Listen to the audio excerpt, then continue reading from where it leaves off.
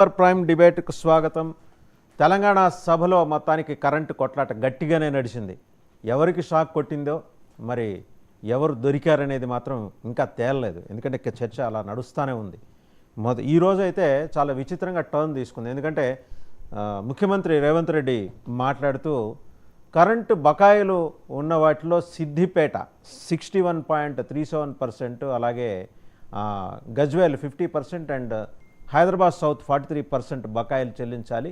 వీటికి ఆ నియోజకవర్గాల ఎమ్మెల్యేలు బాధ్యత తీసుకోవాలని చెప్పారు. దానికి గట్టిగానే కౌంటర్ ఇచ్చారు. అటు నుంచి హరీష్ రావు గారు, కేటీఆర్ కూడా గట్టిగానే ఇచ్చారు. శ్వేతపత్రంలో 2014 పూర్వం 6 గంటలు మాత్రమే కరెంట్ ఇచ్చామని చెప్పారు. 11 పర్యాయాలు పరిపాలించిన ఈ రాష్ట్రాన్ని పరిపాలించిన కాంగ్రెస్ చేసిన నిర్వాకం కాదా ఇది అని చెప్పి ఆయన గట్టిగా నిలదీశారు. మొత్తానికి శ్వేతపత్రం ఫర్దర్గా కంటిన్యూ అవుతూ వస్తున్న ఈ పవర్ కొట్లాటలో ఎవరు గెలుస్తారు, ఎవరు నిలుస్తారు అనే అంశానికి సంబంధించి సూపర్ ప్రైమ్ డిబేట్లో మనతో పార్టిసిపేట్ చేస్తున్నారు పాపారావు గారు, రాజకీయ విశ్లేషకులు, నమస్తే.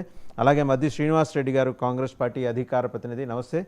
ఇంకా ఎస్ రవికుమార్ గారు, బీజేపీ అధికార ప్రతినిధి, ఇంకా పల్లె రవికుమార్ గారు, బీఆర్ఎస్ అధికార ప్రతినిధి. అందరికీ నమస్కారం. టు స్టార్ట్ విత్ పాపారావు గారు, వాళ్ళు చూశారు కదా, ముఖ్యమంత్రి ఓపెన్గా చెప్పారు ఆ 3 అసెంబ్లీ సెగ్మెంట్ల నుంచి కరెంటు బకాయిలు చాలా ఎక్కువ ఉన్నాయి. సిద్దిపేట 61% అండ్ గజ్వేల్ వచ్చి 50%, హైదరాబాద్ సౌత్. దీనికి ఆ నియోజకవర్గాల ఎమ్మెల్యేలు బాధ్యత వహించాలంటే హరీష్ రావు ఒకటే మాట చెప్పారు, నియోజకవర్గాలు మీరు మమ్మల్ని ఏదన్నా అంటే అనండి కానీ ప్రజల్ని మాత్రం దయచేసి అనకండి అని.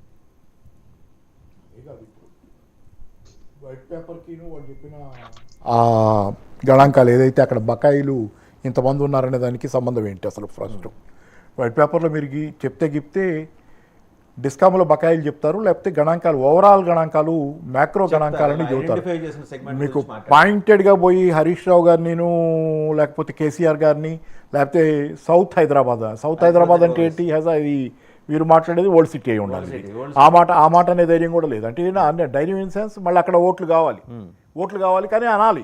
ఎందుకంటే మీరు ఏదో ఎంఐఎం అటు మాట్లాడింది కదా నిన్న, ఇవాళ కూడా అట్లే మాట్లాడింది. ఇది ఇప్పుడు అందుకని ఏంటంటే దిస్ పర్సనల్ వెండెట్టా లాగుంది తప్పితే, పర్సనల్గా ఉన్నటువంటి ద్వేషాలు ఈ పరిష్కారం చేసుకోవటం లాగుంది తప్పితే ఓ వైట్ పేపర్ తాలూకు హుందాతనం, డిగ్నిటీ కానీ, దానిలో ఉండాల్సిన లక్షణాలు కానీ, బిగినింగ్ అది చాలా అగ్లీ ఇది చాలా పర్సనల్గా అటాక్ అంటే ఎందుకంటే వాళ్ళ ముగ్గురు ఏమని చెప్పారు అప్ప అని, can you officially prove that? వాళ్ళ ముగ్గురు బిల్లులు కట్టకండి మేము చూసుకుంటామని వాళ్ళ నియోజకవర్గాల్లో, లేకపోతే ఇక్కడ అక్బరుద్దీన్ గారు అక్కడ కానీ, కేసీఆర్ గారి గజ్వేల్లో కానీ, సిద్దిపేటలో హరీష్ రావు కానీ ఎప్పుడైనా బిల్లులు కట్టకండి నేను చూసుకుంటానని చెప్పారనుకుంటున్నారా? You have to prove that. మీరు కట్టించండి బిల్లులు. అంటే ఆ బిల్లులు కడితే మీ విద్యుత్ శాఖ మొత్తం సమస్యలన్నీ పరిష్కారం అయిపోతాయి పోనని చెప్పండి. మీ విద్యుత్ శాఖ సమస్యలన్నీ పరిష్కారం అవుతాయి. ఇక్కడ మనం కూడా ఒక అప్పీల్ చేయొచ్చు. రైట్లీ సెడ్, శ్వేతపత్రంలో వాళ్ళు హుందాతనం కానీ చిల్లర వ్యవహారంగా చేసిన పని తప్పితే అది. మీకు కోపం ఉంటే ప్రతిరోజు కోపం తీర్చుకోవడానికి అసెంబ్లీ వాడుకుంటుంటే, ప్రతిరోజు కోపాలు తీర్చుకోవడానికి అసెంబ్లీ వాడుకుంటుంటే జనాలకి 4 రోజుల్లో ఏ మెసేజ్ వెళ్తుంది? ఈ 4 రోజుల మెసేజ్ అసెంబ్లీలోనే అధికారంలోకి వచ్చి 10 రోజులు దాటుతుంది. ఈ 4 రోజుల అసెంబ్లీలోనే ఏం చేస్తుంది జనానికి? పర్సనల్ వెండెట్టా. అది కూడా ఏంటంటే చిల్లరగా ఉంది. అది దానిలో కూడా స్థాయి లేదు.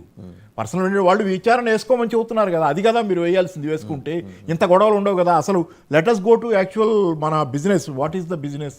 మీరు 6 గ్యారెంటీలు అమలు చేయటం, దానికి సంబంధించి ఒక పేపర్ సబ్మిట్ చేయండి. దానికి కూడా చెప్పండి రేపు పొద్దున 6 గ్యారెంటీలు ఎట్లా యాక్షన్ ప్లాన్ మేము చెబుతున్నాం, ఇలా మా కోర్స్ ఇది, మా పాత్ ఇది, ఈ పాత్రలో మేము ఇలా అమలు చేయబోతున్నాం, క్యాబినెట్లో దాన్ని చట్టబద్ధం చేస్తామన్నారు, అది చేయండి. ఈ పనులు మానేసి చేసుకుంటా పోతుంటే ఏంటి దీనికి?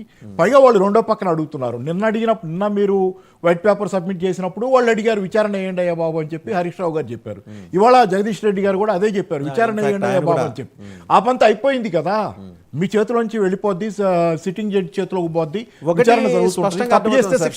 అంతా కూడా ఏంటంటే బీఆర్ఎస్ ని టార్గెట్ చేయడం అనే, అంటే అది చాలా, అంటే చూడటానికి చాలా ఇబ్బందికరంగా ఉంది. అది హుందాతనం అని కూడా కాసేపు పక్కన పెట్టండి. అది సమస్య పరిష్కారం కాదు. డే లాంగ్ అంతా దాని మీదే నడిచిపోతుంది. అంటే ఇంకేం చేయాలో చేయటానికి ఏమీ లేక, ఏమైనా చెప్పిని చేయలేని అసమర్థతలాగా మనకు కూడా కనపడుతుంది. ఇప్పుడు వాళ్ళు ఏమంటున్నారు, పక్కన టీఆర్ఎస్ వాళ్ళు మీరు చెప్పిన వాగ్దానాలను నెరవేర్చకుండా ఎస్కేప్ రూట్గా పెట్టుకున్నారు, మమ్మల్ని తిట్టడం లేకపోతే ఈ పనులన్నీ అని. ఇవాళ చూస్తుంటే మరి అది వైట్ పేపర్ ఆబ్వియస్గా డే వన్ అది మాట్లాడారు కదా. డే వన్ అంటే మనం మాట్లాడకూడదు, ఎందుకంటే ఇంకేమైనా మాట్లాడతారేమో అని చెప్పి ఇవాళ వచ్చి ఇది సిద్దిపేట పాయింట్అవుట్ చేసి నియోజకవర్గాలని ఎటుకూడి అటు భవిష్యత్తులో గెలవని ఒక నిర్ణయానికి వచ్చారా? అదే మాట అడిగాడు ఆయన హరీష్ రావు గారు. మీరు భవిష్యత్తులో గెలవని మీరు నిర్ణయం గెలవలేదనా అక్కస్ తీర్చుకుంటున్నారా అని అడిగాడు. అది మంచిది రైట్, కాదు. ఒకసారి అది మనం మాత్రం డిగ్నిఫైడ్ కాదు. ఎవరిని అడిగినా కానీ ఆఖరి కాంగ్రెస్ నాయకులకు కూడా చాలా మందికి అవగాహన స్పష్టంగా మనసులో వాళ్ళకు కూడా తెలుస్తుంది, ఎందుకంటే వాళ్ళలో కూడా అందరూ చిన్నగా ఆలోచించరు కదా.